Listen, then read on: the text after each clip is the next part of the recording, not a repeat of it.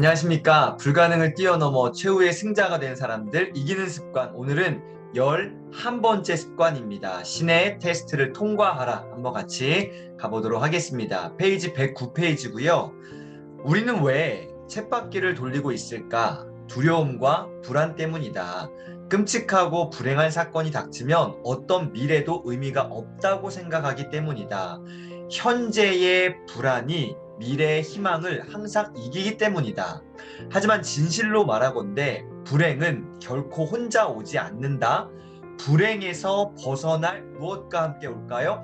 기회와 함께 옵니다. 그래서 현재의 불안이 미래의 희망을 항상 이기는 것 같지만 불행은 결코 혼자 오지 않고 불행에서 벗어날 기회와 함께 온다라는 부분 꼭 기억하시길 바랍니다.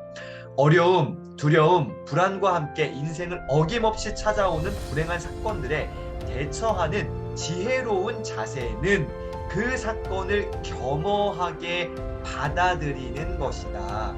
이 받아들임을 통해 더 나은, 더 온전한 삶을 사는 것이다. 110페이지.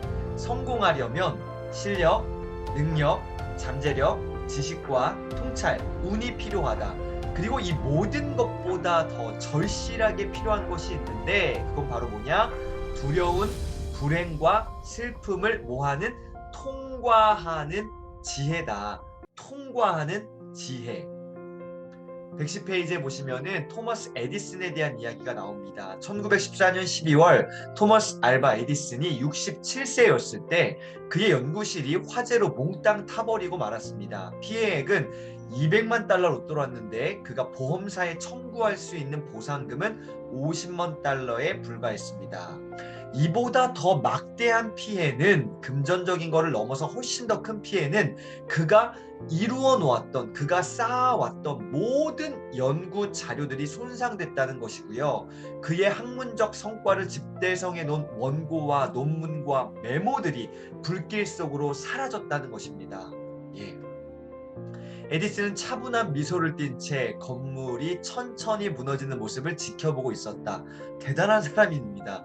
차분한 미소로 건물이 천천히 무너지는 모습을 지켜봤대요. 그러다 문득 주위 사람들에게 자신의 아내를 빨리 데려와 달라고 부탁했답니다. 잠시 후 그의 아내가 도착했을 때 에디슨은 아내에게 이렇게 얘기했습니다. 여보, 이것 좀 봐요. 우리가 평생 동안 다시는 경험하기 힘들 장면이에요. 너무 웃음이 납니다. 진짜 도라이 같아요. 불행한 사건들은 무척 소중한 가치가 있지. 그간 내가 저질렀던 모든 오류가 지금 불타고 있어. 정말 감사하게도 이제 완전히 새로 시작할 수 있게 됐다오. 진짜 대단합니다. 정말로 에디슨은 천재 맞는 것 같아요. 정말로 할 말이 없습니다. 진짜 이기는 습관의 아주 전형적인 유형의 스타일입니다. 에디슨은 그렇게 신의 테스트를 탁월하게 통과했습니다. 그 결과 전대미문의 업적을 남긴 위대한 발명가로 그 이름을 인류 역사에 새길 수 있었어요. 불행한 일, 좌절과 슬픔이 당신의 삶을 똑똑똑 노크하면 정신을 바짝 차리고 집중하시기를 바랍니다. 그건 뭐예요? 신이, 하늘이, 하나님이 주신 기회라는 것을 반드시 기억하시기를 바랍니다. 113페이지에 또 한 명의 인물이 나오는데요. 정말 저는 쇼킹했습니다. 길버트 케플런이라는 사람이 있는데요. 그의 이야기입니다. 25살 때 금융 전문 잡지를 창간했습니다. 그리고 15년 뒤에 그 잡지는 해당 분야에서 발행 부수가 가장 많은 유명한 매거진으로 성장했고요. 그런데 갑자기 케플런은요. 40살, 40세가 되던 해에 열정과 헌신을 다해 키워왔던 그 회사를 팔아치웠습니다. 무슨 일이 일어났던 것일까요? 어느 날 케플런은요, 구스타프 말러의 교향곡 2번을 듣고 있었습니다. 나중에 인터넷 검색해서 꼭 들어보세요. 정말 너무 좋습니다. 뭔가 형언할 수 없는 감동이 밀려들었습니다. 말러의 음악이 그의 내면에 오랫동안 잠들어 있던 삶의 영감을 깨워낸 것입니다. 그의 내면에 오랫동안 잠들어 있었던 영감을 빵 깨워낸 거예요. 구스타브 말러의 음악을 듣고요. 그 후 케플러는 말러의 교향곡 감상에 심취했습니다. 연주에는 물론 세계적인 오케스트라가 녹음한 말러의 교향곡들을 샅샅이 찾아 들었고요. 그러다가 무릎을 탁 치며 속으로 외쳤습니다. 아, 다들 뭔가 조금씩 부족하군. 말러에 대한 좀 더 새로운 방식의 해석이 필요해. 모두가 할 수 없다면 내가 할 수밖에. 그는 회사를 매각해버린 후에 오케스트라 지휘자가 되겠노라고 결심했고요. 실제로 그렇게 했습니다. 근데 주변의 모든 사람들이 완전히 다 완전히 다 뭐라고 했죠. 케플러는요, 아랑곳하지 않았습니다. 오히려 자신의 목표를 한 단계 어떻게요? 높였어요. 지금껏 어떤 지휘자도 해내지 못한 방식으로 구스타프 말러를 해석하겠다고 마음을 먹었습니다.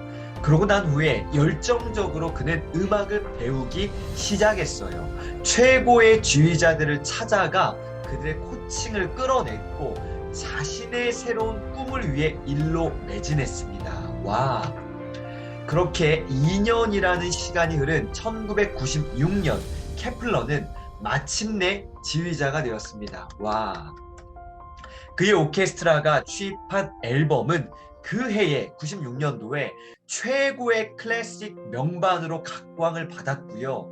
같은 해 짤츠부르크 음악제 개막 공연에서 그는 지휘자로 무대에 섰습니다. 너무 멋진 것 같아요. 114페이지. 당신에게 묻는다. 당신은 살면서 미친 사람 취급을 받아본 적이 있는가? 모두가 코웃음 치는 일에 도전한 적이 있는가? 네. 구독자 여러분 살면서 미친 사람 취급 받아본 적 있으세요? 모두가 코웃음 치는 일에 도전해 본 적 있으신가요? 우리 한번 이기는 습관, 불가능을 뛰어넘어 최후의 승자가 된 사람들, 미친 사람 취급을 받아본 그 승자가 된 사람들, 모두가 코웃음 치는 일에 도전했던 그 이기는 습관의 소유자들처럼 한번 그렇게 도전해 보셨으면 좋겠습니다. 그래서 114페이지에 이렇게 도전합니다. 파격적으로 하라. 도저히 이룰 수 없을 것 같은 꿈과 목표를 어디에? 종이 위에 적어보라고요. 종이 위에. 그래서 꿈 리스트를 한번 작성해 보시기를 바랍니다. 혹시 이 부분에 대해서 궁금하신 분이 있으시면 저에게 개인적으로 한번 연락을 주시면은 제가 꿈 리스트에 대해서 자세하게 알려드리겠습니다. 위너들은 말합니다. 115페이지에 시각화는 아무리 강조해도 지나침이 없다. 머릿속에 존재하는 것을 직접 눈으로 보는 습관을 들이면 인생을 정말 달라진다. 머릿속에서는 안 될 것 같은 일들을 직접 눈으로 보게 되면요, 될 것 같다는 긍정적인 느낌이 막 올라옵니다. 시각화의 중요성, 제가 한 가지만 예를 들어 드리겠습니다. 저는 이게 바로 꿈 리스트의 여러 가지 양식 가운데 하나인데요. 꿈 리스트에 가보고 싶은 곳을 저는 이렇게 막 적었습니다. 여기 보시면 여러 군데 적었습니다. 프랑스의 루브르 박물관, 인도네시아의 코모도 섬의 핑크비치 등등이 있습니다. 남극에서 펭귄을 직관도 해보고 싶고요. 저희 자녀들의 아이들의 머릿속도 한번 가보고 싶습니다. 이 중에서 빨간색 백두산 천지를 가보고 싶다라는 꿈 리스트를 기록을 했어요. 여러분 혹시 이 노래 아시죠? 원숭이 엉덩이는 빨가면 사과, 사과는 맛있어, 맛있으면 바나나, 바나나는 길으면 기차, 기차는 빠르면 비행기, 비행기는 높으면 어디요? 백두산이요. 그래서 저는 가보고 싶은 곳 백두산, 이 사진을 실제로 제 바인더에 가지고 다녔습니다. 너무너무 가보고 싶어서 바인더에 몇 년을 가지고 다녔던 것 같아요. 그리고 어떻게 해요? 실제로 백두산에 가보게 됩니다. 빠밤. 너무너무 아름다워요. 백두산 천지 한번 꼭 가보셔야 됩니다. 제 카메라가 성능이 그렇게 좋지 않아가지고 저렇게 이것도 멋지지만 진짜 가서 보잖아요. 가슴이 두근두근하고요. 저는 눈물이 났습니다. 너무 감동적입니다. 너무 좋아서요. 한 번 더 갔어요. 다음에. 이때는 비가 왔고요. 8월 15일 광복절이었습니다. 의미가 있었고요. 혼자 가지 않고요. 청년들과 함께 갔습니다. 너무너무 좋았고요. 우리 8월 15일 광복절날 백두산 천지에 올라가서 애국가를 불렀는데요. 감동입니다. 막 눈물 흘리고요. 난리도 아니었습니다. 가보고 싶은 곳 꿈 리스트 종이 위에 적으면 그리고 시각화하면 반드시 이루어집니다. 116페이지. 일을 할 때에는 평범하고 익숙하고 편안하게 하지 마세요. 파격적으로 해야 됩니다. 꿈을 이루는데 돈이 가장 필요한가? 그러면 돈을 평범하고 익숙한 방식으로 모아서는 안 됩니다. 미친 사람이라는 소리 들어가면 지독하고 파격적으로 모아야 돼요. 목표 달성에 영어 회화가 필요한가? 그러면 남들은 흉내도 내지 못할 만큼 엄청난 인풋을 쌓아야 됩니다. 적당히 해서는 안 됩니다. 미친 듯이 해야 됩니다. 압도적인 차이를 만들어내야 됩니다. 미친 사람 소리를 들어가야 됩니다. 117페이지. 신곡의 작가 단테는 이렇게 얘기했습니다.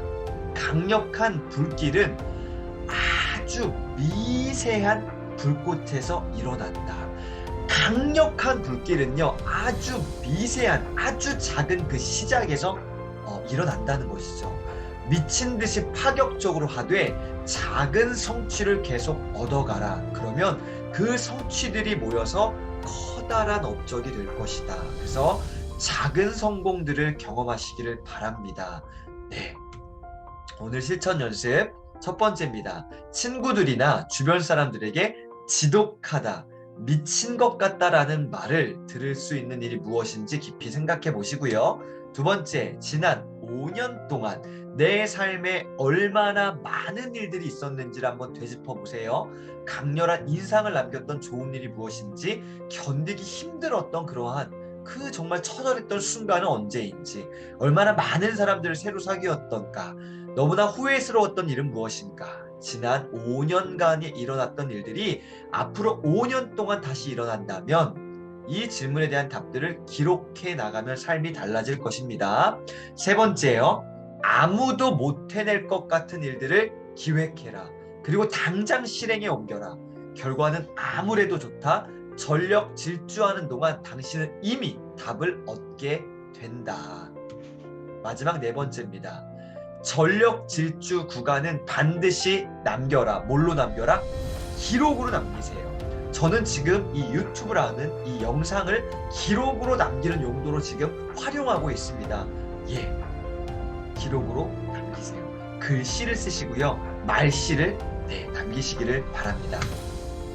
자, 불가능을 뛰어넘어 최후의 승자가 된 사람들 이기는 습관, 오늘은 11번째 습관이었습니다. 신의 테스트를 통과하라였습니다. 자, 감사합니다. 구독자 여러분, 좋아요와 구독을 다시 한번 눌러주시고 부탁을 드리겠습니다. 드디어 200명이 넘었습니다. 와, 박수!